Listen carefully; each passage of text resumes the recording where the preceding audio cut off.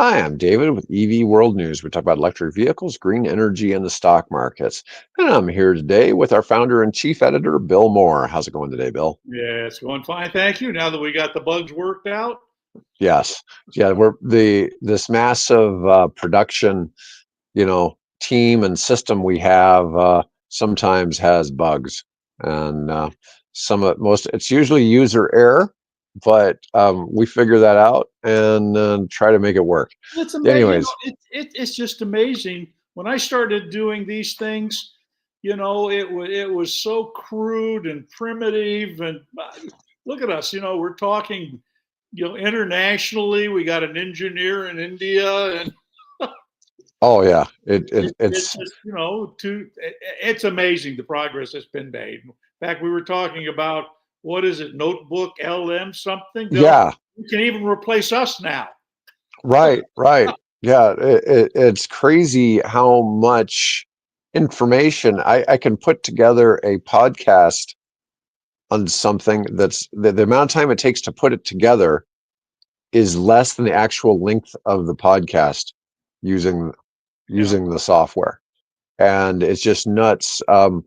There's we were talking about that huge religious pilgrimage that's going on in India. It's the largest Right. human Yeah, gathering in they're in no history good. of 400 million people, and it's happening where our production gentleman lives there in India, and um, he produced a 13-minute audio clip that's two people talking, essentially a podcast, explaining all of the religious significance of this event. It's a one, so they have it every 6 years, but this is a 1 in 144 year event that the confluence of a whole bunch of different things comes together. And so it's the biggest one that, based on the population of where India is at now, 400 million, they expect what, about one out of every, a little better than one out of every four people in the country to show up for this thing. I mean, it's Amazing. just really hard to believe that something that big is going, Logistics for that. Holy smoke. but I don't know if that's more amazing than the 13-minute audio clip he created. I mean, it's just Well, you'll have to startling. send me a link. I'd like to listen to it. Okay, I'll send it to you. I mean, Yeah. it's really good. Anyways, let's start out talking about Lucid. We haven't talked about Lucid for a little bit. Lucid is a quote American company that's almost completely owned by the Saudi Arabian royal family. Yeah, 60%, something like that. Well, at least. Yeah. So they control almost all of the private stock of the company, and they also own a fair amount of the float. And so that keeps it kind of I don't know. It's interesting. But they produce in Arizona, and they also now are building a factory to produce In in Saudi Saudi Arabia. Arabia. Yeah. And I don't see this company going away. I've always said this to me is a safe stock because the Saudis aren't going to let this company go out of business. So, anyways, Lucid had its fourth straight quarter with record EV deliveries to top off 2024. Now, if in one of those quarters they started with like two cars and they sold three the next quarter, four the next, five, then six, Right. this is kind of the Exponential story. growth. Yeah, it's still close to exponential growth, big numbers, but they are improving. So in in the fourth quarter, Lucid, this is in Arizona only, they built 3,386 vehicles, representing 40% growth compared to the same quarter for the year before. Right. Now, this, I'm being, joking about the two cars, three, four, five, Right. but 3,300 in the greater scheme of things isn't much. Tesla made almost a million Model Ys last year. They were like 995,000 or something like that Model Ys worldwide.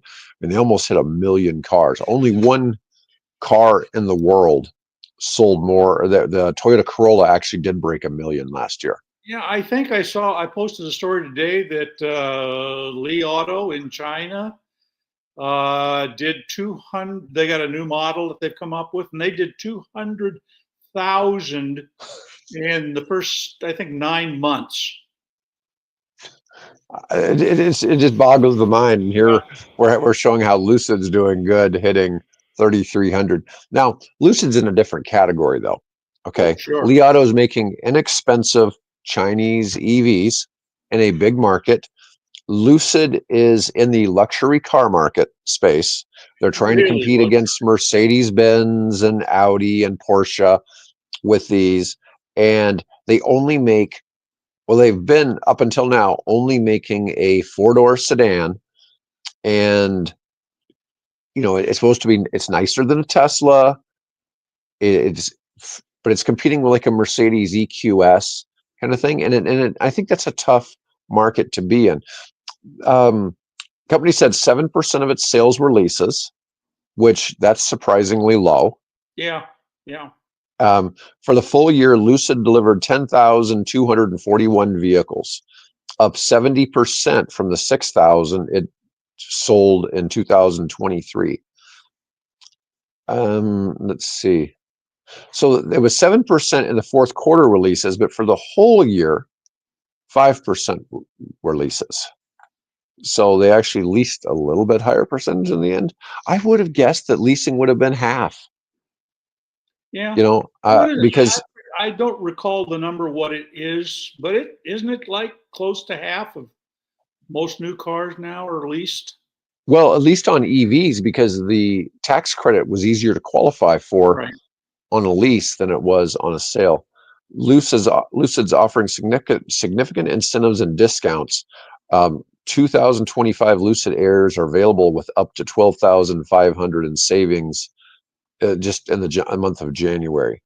But they're supposed to be putting the Gravity out on the street, which is their less expensive um, SUV, but apparently it still hasn't hit. And that's one of the problems, it seems, in the manufacturing space is, will people really deliver? It seems to be a real challenge because all of these EV companies are new manufacturers, right? Even Tesla, in the scheme of, if you compare it to Mercedes-Benz, has been around since the 1800s. You got a company like Tesla that's been around since about 16 years now. They're barely in their infancy compared to a company like Mercedes-Benz and Yeah, or the Ford. original car company. Yeah, the original car company. Um, oh, and Rivian also beat quarter four expectations. They delivered 51,500 EVs. Its target was 50,500, so they beat it by about 1,000. So All that right. was pretty good. Let's see. Lucid share prices are up around 50% since its quarter three earnings in November, but they're down 11% over the past 12 months. I just thought that was an interesting little piece because we hadn't really discussed Lucid I for a while. was posting a lot of stuff on Lucid, and I've gotten remiss on that. I've so many other stories out there to pick up and cover that I've not done kept as close a watch on Lucid as I have in the past. So, Well, I've noticed a distinct lack of canoe news. well, that's because they shut the thing down. Well, they did told they all the workers, go did home. they completely shut it down? I thought they just laid off Well, some. I mean, I think they put them out on furlough or something like that. But the state now has there's discussions of getting some legislation in place that would sort of prevent them from, companies like Canoe coming in and taking state handouts and basically returning nothing back, for that effort. Mm. So, yeah, I don't see Canoe come in unless somebody comes in and is really with some serious cash. And I mean, it's a nice vehicle and they've got some, some great ideas, but that doesn't always, spell success, unfortunately. Well, what's interesting is we're in a space where we've seen some companies like Workhorse and a couple of others. Yeah. was it Lion Motors or something like that? Yeah, Lion Motors, and there's another one that was Wolf something or another Yeah, pickup truck, and yeah, they've tried some stuff and haven't done well. And yeah, then, you can build one, but that doesn't mean you can build 20,000. It's just yeah, another so, ball game entirely. and surprisingly, you look at like, so for the last 50 years or whatever, the Postal Service has been driving those Grumman Jeep looking Yep. things, Yep. right? And now they're switching to an EV made by Oshkosh Defense, Yeah. and There's a I, story there. is there? Yeah, I mean, I just found it fascinating, because I really thought like Workhorse was going to get a big piece of that. I think they were really expecting, investors really expected Workhorse to get a big chunk of that Yeah. Postal Service contract, and they didn't. No. And I was real surprised when Oshkosh Defense got it, but I don't know if they've delivered, you know, production vehicles to the post office either. But Yeah. Oshkosh Oshkosh Defense Defense are the is ones that built the MRAPs. which one? They make MRAPs, mine Yeah, resistant MRAPs. That's right. They built vehicles. that military armored up what we used to call the Hummer, I guess. And Well, no, the MRAP is a larger vehicle. It's almost right, yeah, like it's an not the armored. Hummer, but It's kind of like the things that like the Brinks armored trucks drive around yeah, with people's money. It's kind of like a version of that with more significant armament on the armor on the bottom to right. protect the occupants from driving over explosives. Yeah, the IUDs. Yeah, IEDs distinctly different. improvised explosive IEDs. Yeah. Yes. IUD is a type of birth control. Oh, oh, that just Once upon a They time, both I would have they known the both could be difference. used as birth control, right? They both could be used as birth control. Just one's a little more violent than the other. Yeah, yeah, it's a Um, little more violent. so I had a little bit of Canadian news. So Canadian EV rebate stalled. The federal government ran out of money for the rebate program. Um, they were offering up to $5,000 when buying or leasing EVs, and funds have been fully committed. They did 546,000 vehicles in about 5.5 years on that qualified for the program. And Yeah, with Trudeau having resigned, I guess they need to figure out what the direction they're going to go for their government. What's happening with that anyway? I haven't heard like who's taking over the government or anything. I know that Pierre Pouvier or whatever his name is, I think is expected to be the next, or has he been elected? I'm not. I don't I know haven't if been any following that listeners in close. Canada, please maybe jump in and explain the basics of Canadian politics to us. Yeah, all I know is that Fidel Castro's illegitimate son is no longer the president of Canada Fidel or prime Castro's minister. illegitimate son. Oh, Who, you don't know Trudeau? about this? Yeah, you gotta look at pictures of Castro and Trudeau and pictures of Trudeau's mom with Castro. Oh, yeah, Yeah, it's that's not kind of AI. like It's not a. He who's really really the does. father of Eric Trump, right? Yeah, yeah. I mean, it's really kind of funny to look at because it's like, man, he really does look like Really looks Castro. like him, yeah, yeah. And there was a relationship between his mother and Castro at one time. Oh well, Castro was a bit of a freebooter, that's for sure. Yeah.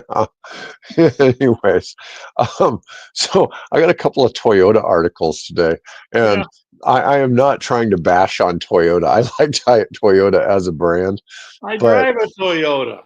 yeah, there you go. Well, Yeah, that's true. The Prius has been one of the big champions in the environmental yeah. space, for Unfortunately, my view is they've been resting too long on their laurels. yeah. So Toyota has decided to use familiar names for upcoming EVs I and put stop that in there using the specifically for BZ. you. Yeah, the controversial BZ. I didn't even know that BZ stood for something. It stands Yeah, for Beyond Beyond Zero. Zero. Yeah. Yeah, they would have been better off if they'd call it the Beyond Zero 4X, Right. you Yeah. know, Yeah. because people, like I said, people call it the busy forks. So it's no longer, so the BZ looks like busy. Right. And anyways, the busy forks will likely be the only electric car Toyota sells globally under the old system. And it was launched in 22, but they intend to produce 15 dedicated EVs globally. 7 of them were planned to be under the BZ branding, but Yeah. they have decided to change that Oh, because please, I've guys. been Please. mocking them on EV World News. Yeah. I'm sure I've had a significant impact on their Well, I'm dumbass sure. naming Yeah. system. Yeah. At one point, I might have had that impact. I mean, I've had, dinner with the president of Toyota North America and friends with the guy leading the engineering efforts there. So, yeah, at one point, but not any longer. Let's see.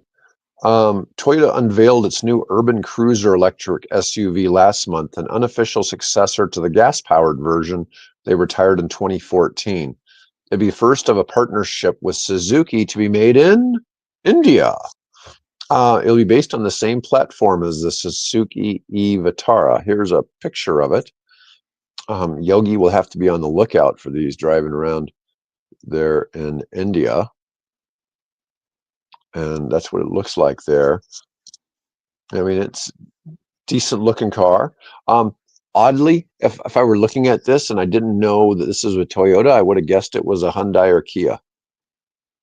I would have actually gone with Chevrolet. Really? Yeah, because it kind of looks like a Blazer and, that class of vehicle. Um, Well, yeah, I could see some Hyundai in there, but I would have gone with a Blazer. I mean, like I've said before, it's hard to make a new look in the car space. Really hard. I have to give kudos to Tesla because they came up with a design and iterated that design that it's a Tesla when from a distance as it's approaching. So I can't say that for any other car brand that I'm aware. I mean, okay, well, maybe BMW, with their double kidney, design on the grill. But other than that, I think Tesla's designers. I forget the guy Van Housen or whatever he is. Um, had done a heck of a job, coming up with a design and maintaining the family of that design so it's recognizable whichever of the 4 vehicles it's reflected in. Right. Well, I think it's a challenge I mean, to design cars. I mean, I'm amazed when somebody can make, you know, something new in the space. I don't know. It's just a lot to, you Well, know. that having been said, I've only seen snapshots of the new Model Y, the Juniper, and that front end on that is different. In fact, I guess it reflects more of the Cybertruck kind of a front end. Mhm. Um, so it'll be that maybe that's a break from what they've done over the last decade. Right. Well, let's see. I did manage to clear that. I'm having more technical issues over Uh-oh. here on this end. Nothing unusual. It's usually the fact that I'm abusing Chrome. Let's see So here. we talked about they're going to get rid of, they're going to go with more common Toyota names. So this is going to be, I guess, just a Toyota Land Cruiser EV. Or Urban Cruiser. So you remember that was like 2014 or 15. Toyota actually had an electric RAV4. Yes, I know. And Okay, the RAV. you know what it was powered by? Oh, they had one even earlier than that. The original RAV4 came out in like 1998 timeframe.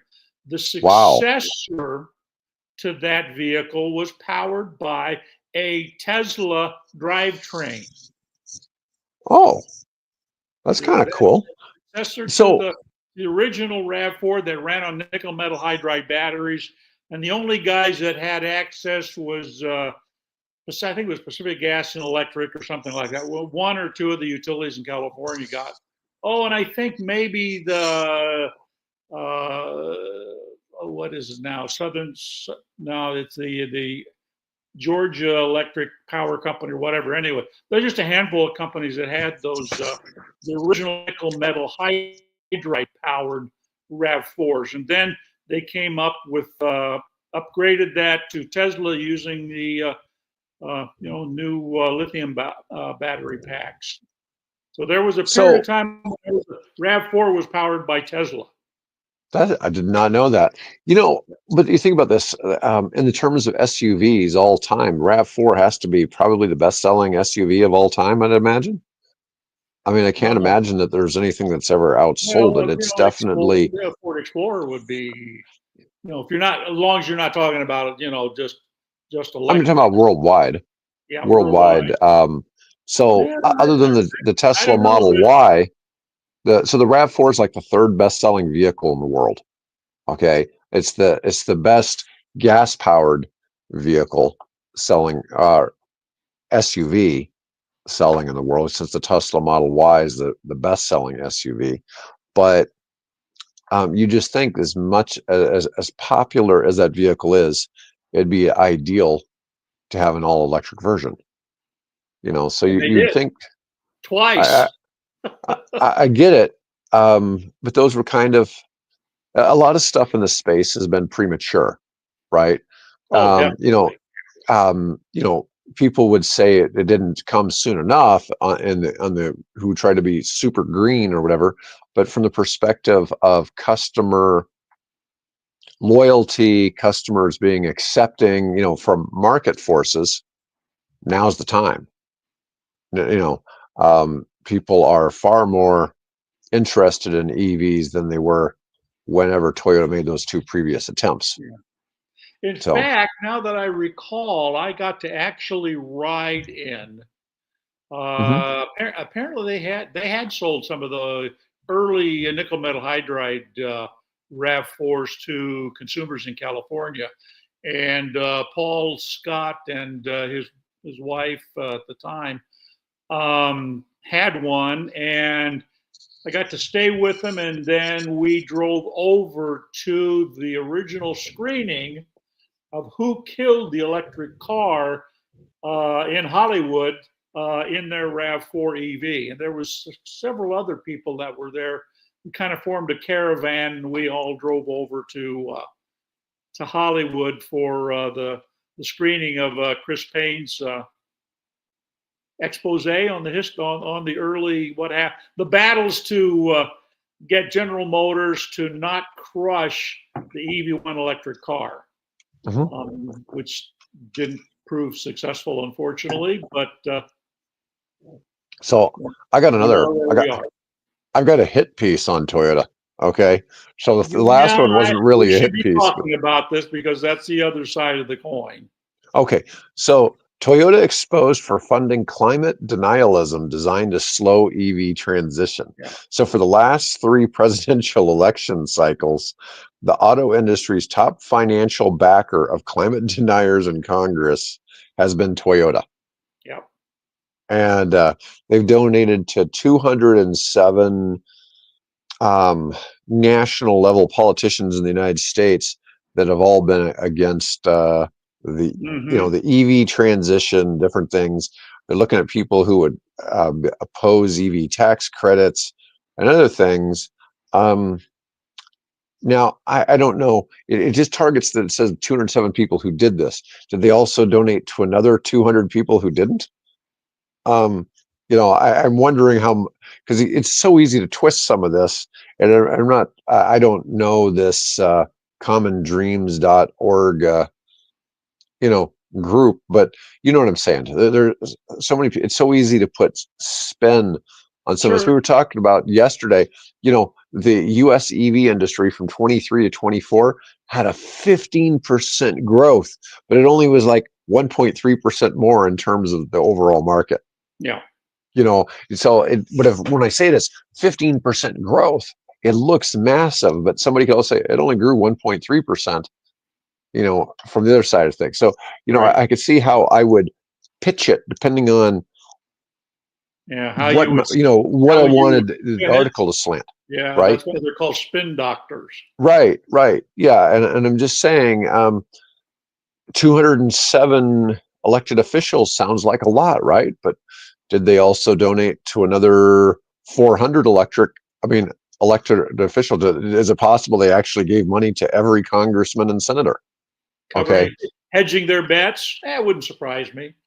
I would. I figure, I've often felt that Pfizer and Moderna probably gave every politician, all 535 members of Congress and the Senate, probably each got at least $1 million. And I think the presidents and everybody else probably got a few $1 million in lobbying fees, because those companies each made like $20 billion off the vaccines. And Mhm. I figured there was a lot of money paid out somewhere.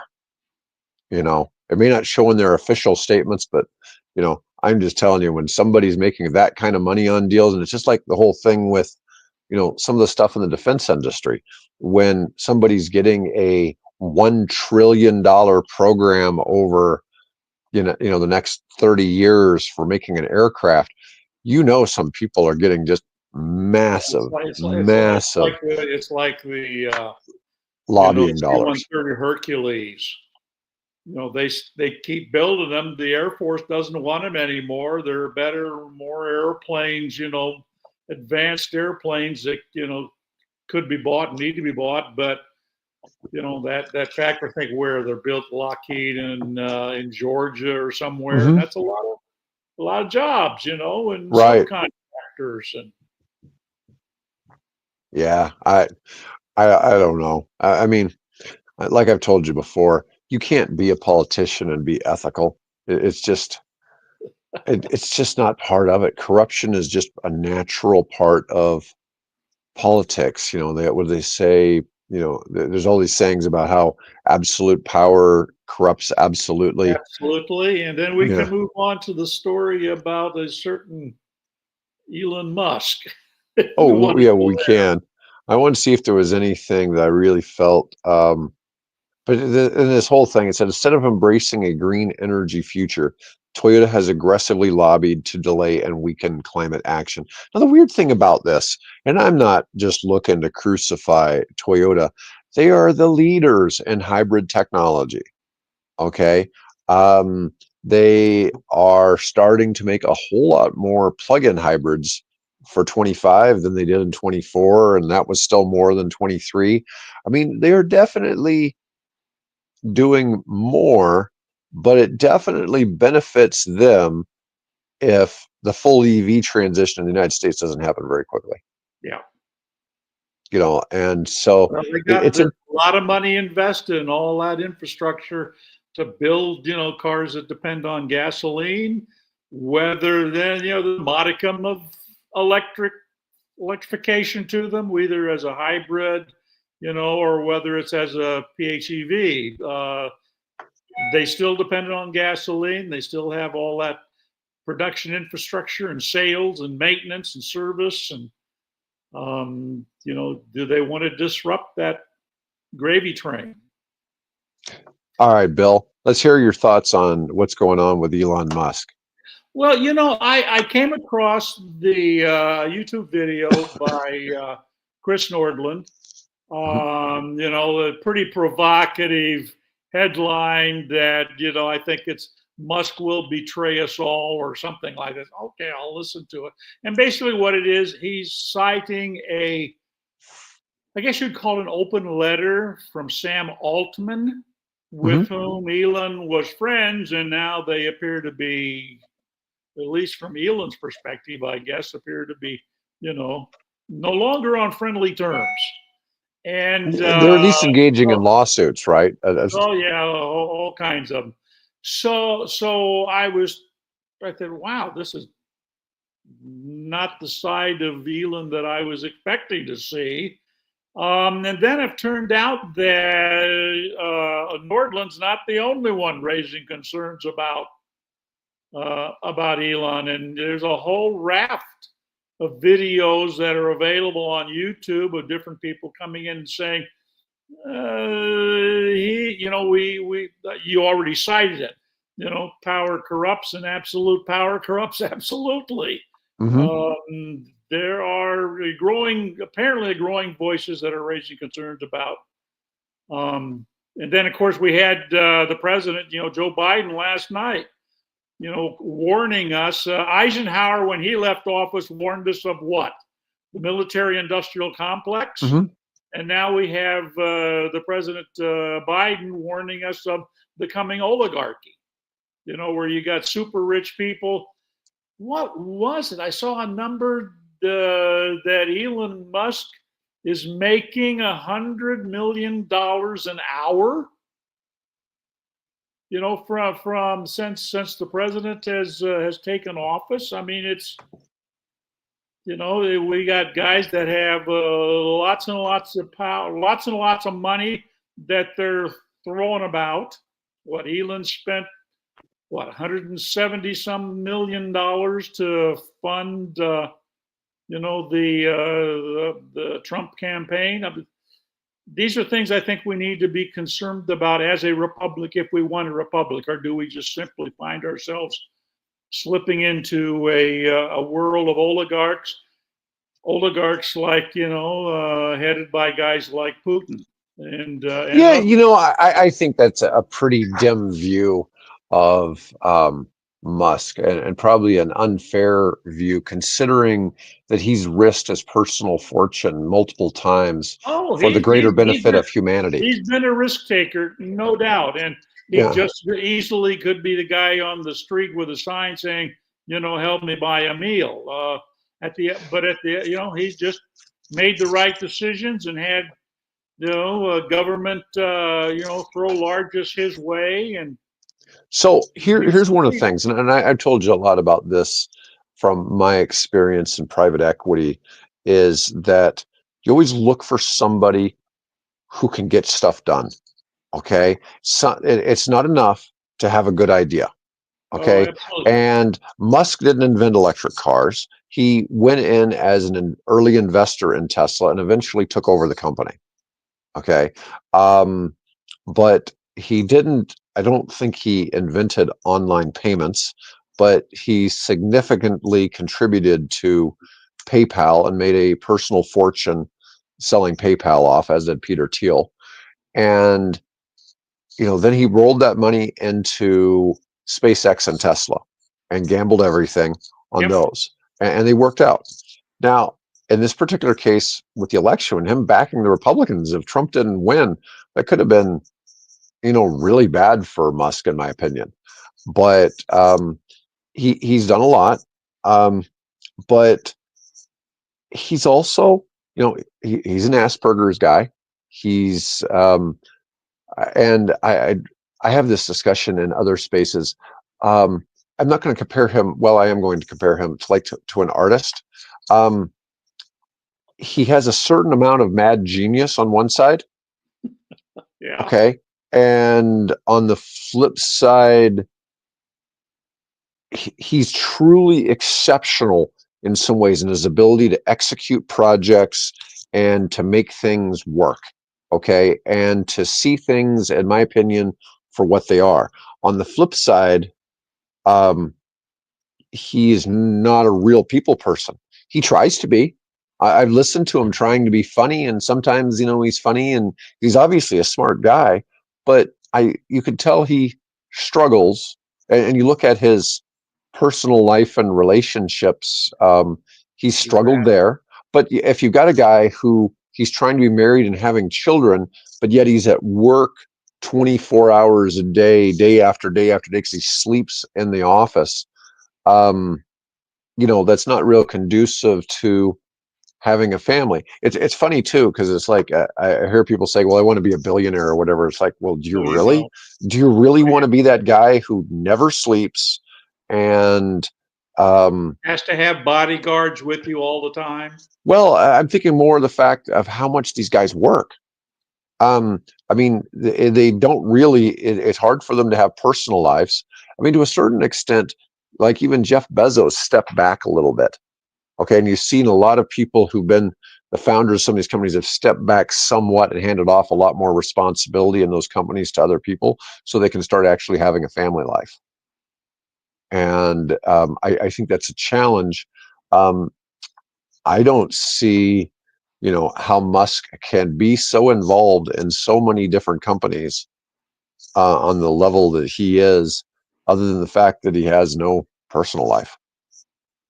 Other, But other, other that than being said, other than being a video game, he spends a lot, apparently, some period of time playing video games, right? Or I has think my or has opinion is he surrogates probably playing for him. pays the top couple players in the world to play those games for him. Yep. And then he plays that same account. That's my theory. I Yep. don't Oh know if no. that's That's what the gamers who do this on a serious basis. I don't know how they make money at it, but they were criticizing. I don't know. There was some game he's been playing and supposedly the best in the world or among the best, and they were critical of him. So yeah, well, I think what it is, he's listed as having been one of the best in the world in a certain super specific category of the game. But even still, to have what he had in the game, somebody had to be playing that game all the oh time yeah, to get him the absolutely, very best equipment and stuff yeah, like that absolutely. in the game as well. So I don't know. I have my theories on how he's doing that, but I don't know. Let's move on to German companies. We've been talking about Japanese companies. Um, let's go to Scout. So Scout says they're going to have a silent range extender. Now I'm Yeah, assuming that this is going to be a gas powered range that's extender.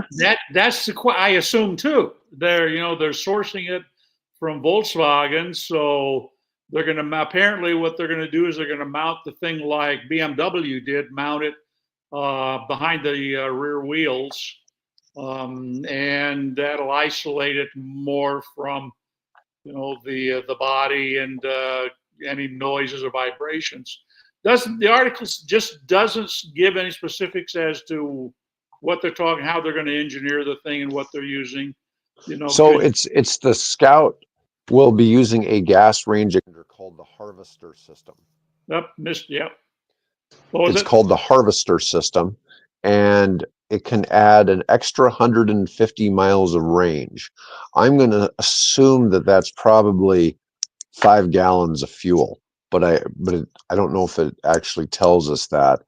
But they'll have 350 miles of all electric range, and it could have an additional 150 miles on the gas generator. And it's basically going to be the same thing as the BMW, what the i3 did and what the Chevy Volt did back in 2010.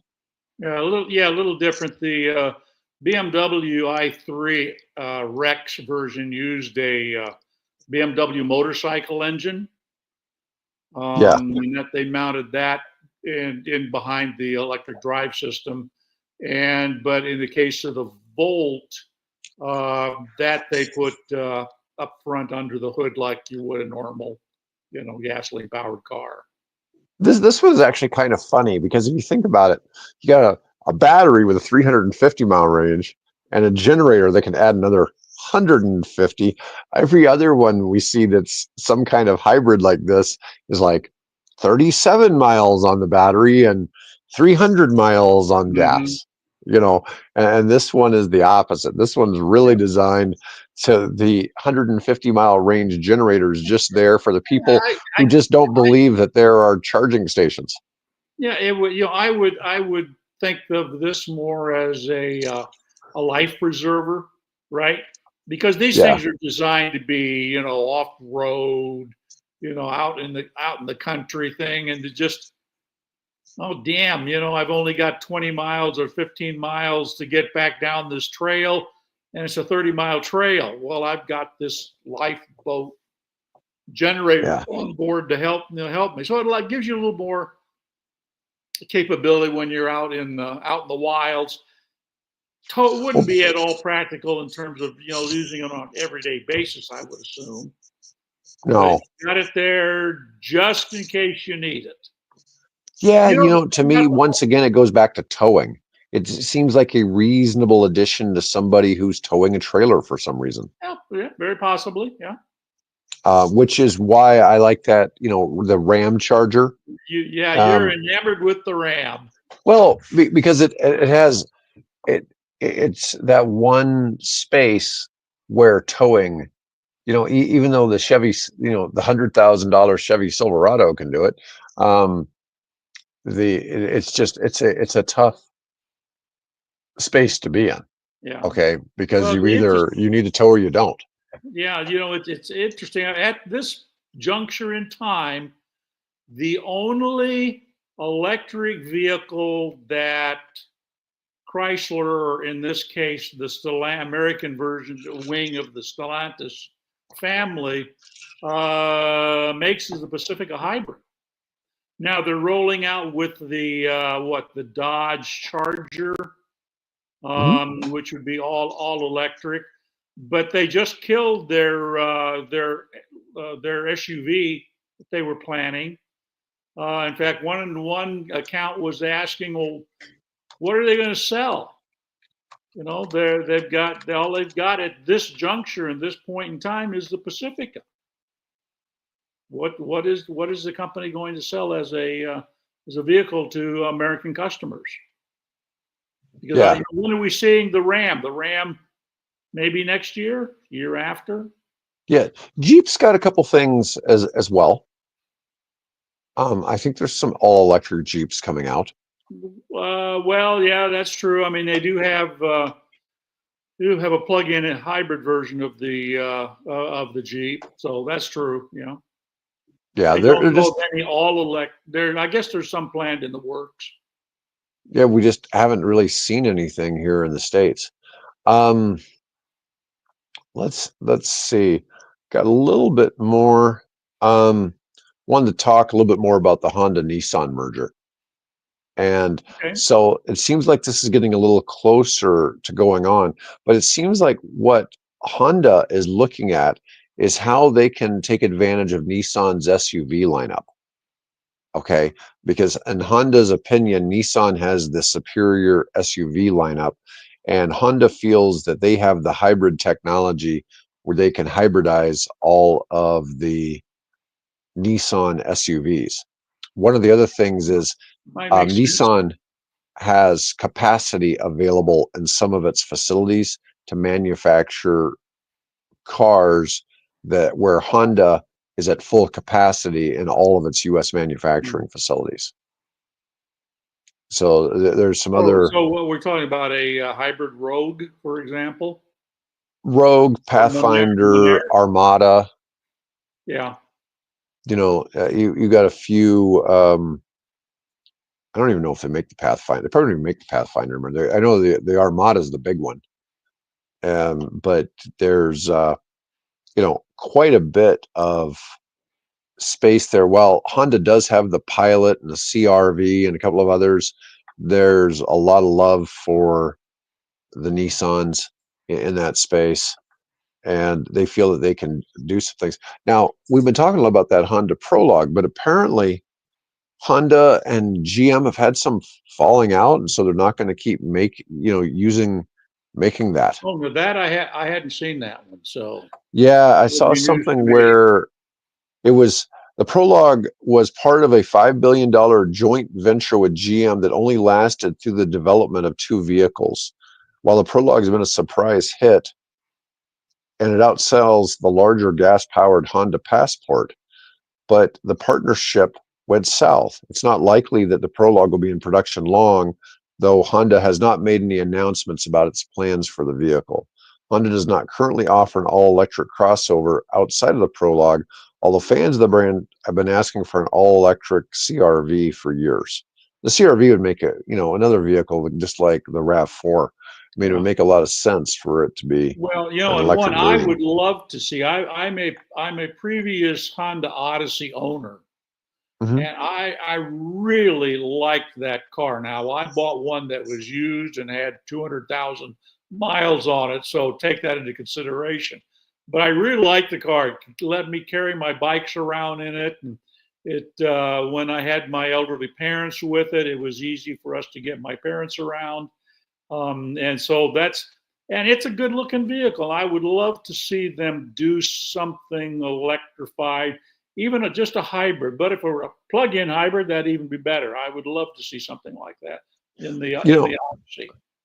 Syed says once BEV is cheaper than ICE, Toyota, Honda, and other Japanese will be in deep trouble. What's kind of funny is I was reading an article yesterday where somebody was reviewing some BYDs that they both owned or had tested, and they were saying they really feel like a Toyota.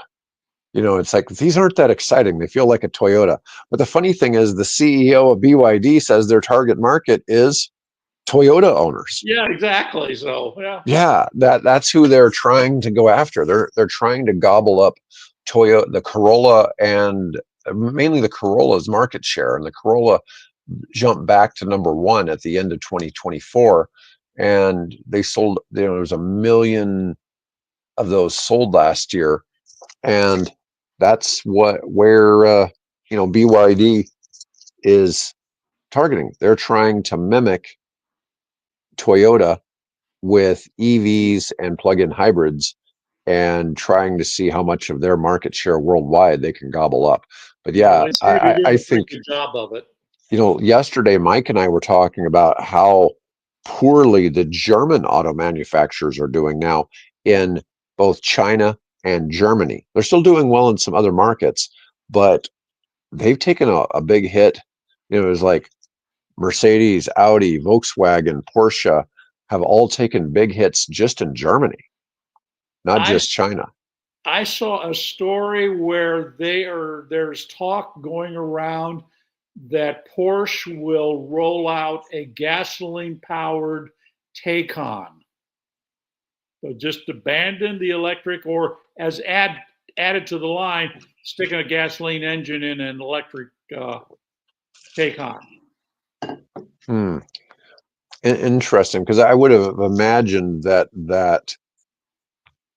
the uh, the EV version would have a different type of chassis than. Well, one would think I'm sure it could be engineered in some way or another, but that's a little disappointing to see. Yeah, it's surprising, but you just never know what people think some of these markets are. The funny thing is, Germany was the only country in the world where new EV sales went down as a percentage of car Yep, sales. exactly. Yep.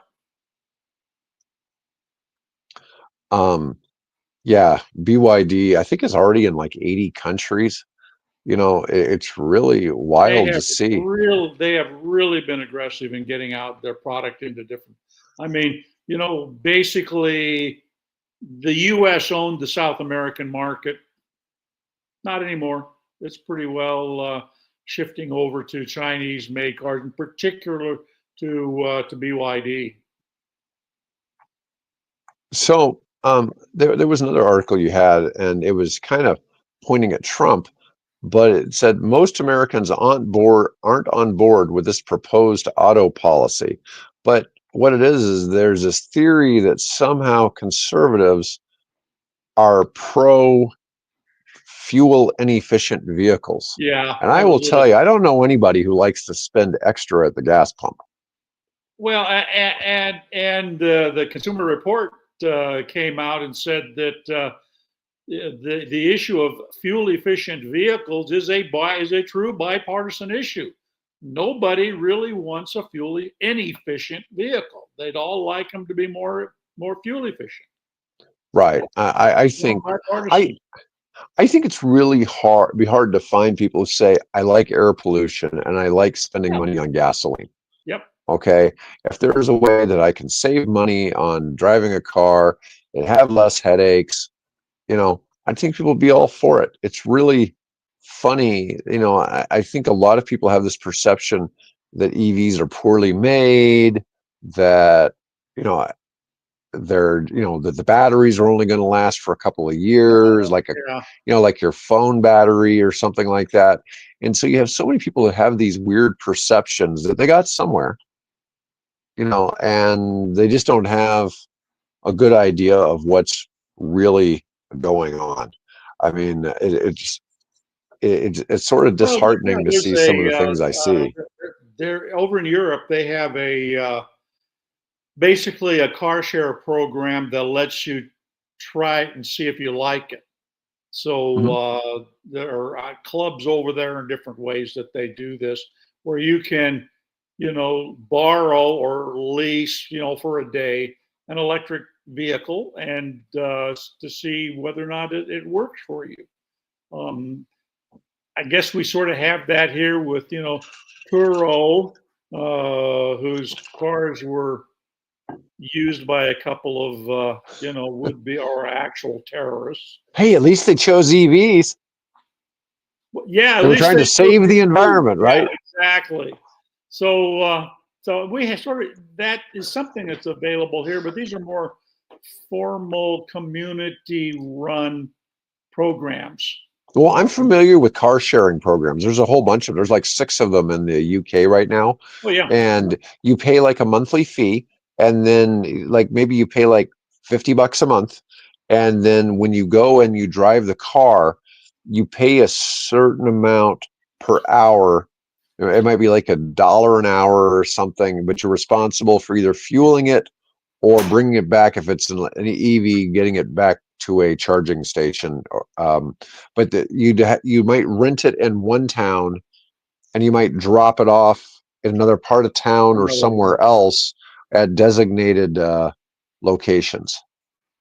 Yeah, and so that's actually common, I think, mostly in the United Kingdom. I'm not sure that there's a couple places in the United States that have them. I think there's a place in Boston, or a company in Boston, and I think there's one in Seattle, maybe. Well, yeah, Um, the Zipcar program, and I think as I fit Zipcar, that's into it. the other one that had among their fleet of vehicles they did try some electric vehicles. I don't know this. I still occasionally see zip cars around. They were focused sort of on campuses so that Right. college kids could. I think those were all pretty much, at least around here locally. I don't think any of them were electric. I think they were all gas powered Corollas and things of that nature. Right, but I've seen a company that was trying to do this. They're still working on it, to do it all EV, Yeah. and they'd like to come to the U.S. and enter into the Miami market. But they were still in the money raising stages, Yeah.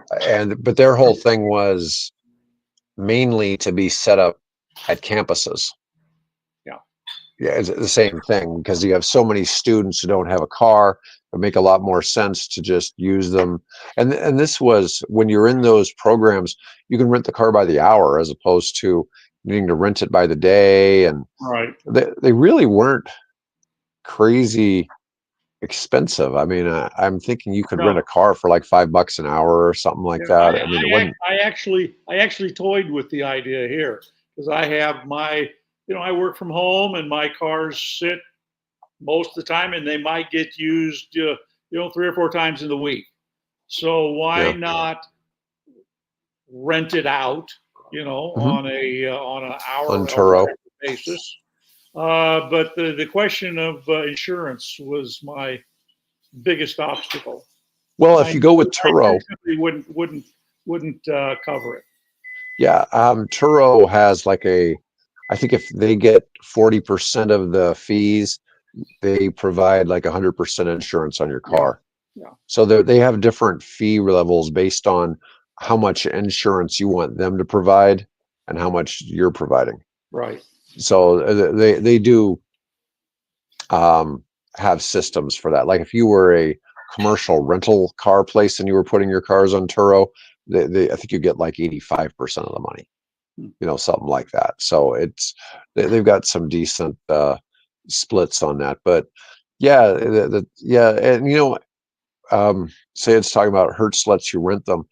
they've had some issues, especially with their Teslas, because the experience of driving one from Hertz is very different from what an owner experiences driving one. Yeah, But now you can get deals on. They're trying to move their Mustang Mach-E's. mhm, They're what they did with the Teslas, putting those up for sale at bargain basement prices. They're doing the same thing now with their Mustang Mach-E's. yeah. Let's see.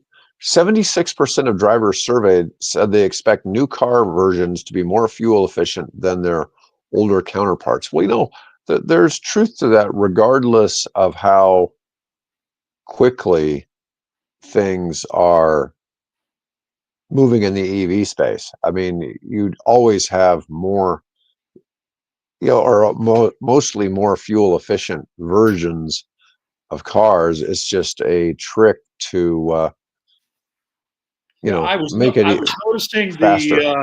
the odometer in my Fiat 500e. You can set different trips, right? Trip A, trip B, and so on. And it's currently on trip A, and it's got, I think, like 1,800 miles on trip Mhm, A. My miles per gallon equivalent, mhm. 148 miles per gallon equivalent. Wow. That's pretty 148 miles amazing. per gallon, yeah. And then you combine that with your 12 cent a kilowatt electricity. Yeah. Yeah, that's going up now, I think. But yeah, still, Not really. I mean, it might go up to 12 and a half. yeah. I mean, we're not talking about it going from 12 to 20. That's for sure. No, that's for sure. Yeah, absolutely. Yeah, Yeah, but so I mean, and I have the convenience of, I refuel it at home. yeah, we have this problem How here in sweet is that? Nebraska with Overnight. because we have all these AI and data center facilities going in all around the metro. They're all coming here because our electricity is so damn cheap, and there's supposed to be more and more um, energy systems going online to keep those going. But there's a huge demand for electricity in Yeah, the Omaha market. I think we just put online a landfill system. Where you take the methane off of the Methane, landfill, and you can burn that, because basically it's what we call natural gas. It's just methane. right? And I think we just brought one of those on, another one online here within our service area. Yeah. Well, I'm just saying what's interesting is how much demand we have versus the fact that the prices stay pretty low. Yeah. Oh, Well, and what's interesting, see, is that is built into, if you will, the charter of the state. We are a public utility owned state. So we've got their local uh, community utility companies, but the whole state operates within a public utility space, and the charter of that, which was, I think, originated like in the 1930s or something like that, was that the electricity had to be affordable. Now, of course, then the utility commission decides what they consider affordable, but basically affordable. that gives us 12 and a half cent per kilowatt hour electricity. Yeah. Whereas you go to other parts of the country and it could be 3 or 4 times that. Yeah. I've spent a lot of time in the affordable housing market, and man, what a challenge to make something that people can actually afford to live in, because it's so expensive for construction supplies and labor and stuff like that. That word affordable is really got to be a challenge. Anyways, that was all we had for topics today. Yep, lots Um, lots to talk about. yes, folks, appreciate y'all watching and putting up with us, and we will be back on Tuesday.